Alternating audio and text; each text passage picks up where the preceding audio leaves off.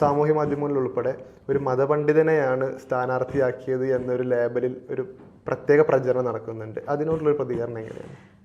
അവിടെ ജനങ്ങൾക്ക് മറ്റുള്ള ആളുകളുടെ വിശ്വാസം നഷ്ടപ്പെട്ട സമയത്ത്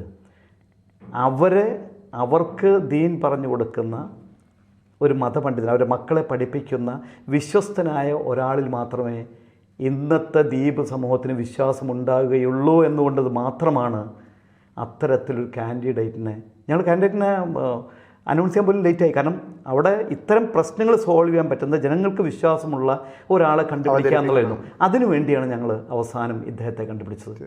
അതിൽ ഞങ്ങൾ വിജയിച്ചു. ഞങ്ങൾക്ക് അവിടെ കിട്ടിയിട്ടുള്ള 2 വിജയമുണ്ട്.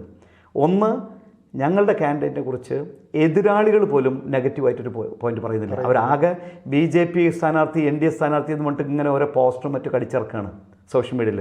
അതല്ലാതെ അദ്ദേഹത്തെ പറ്റി ഒരു ഇതുപോലും നെഗറ്റീവായിട്ട് അവർക്ക് പറയാൻ കഴിഞ്ഞിട്ടില്ല. രണ്ടാമത്തത്, ചിഹ്നം NCPയുടെ ഞങ്ങൾക്ക് ലഭിച്ചു.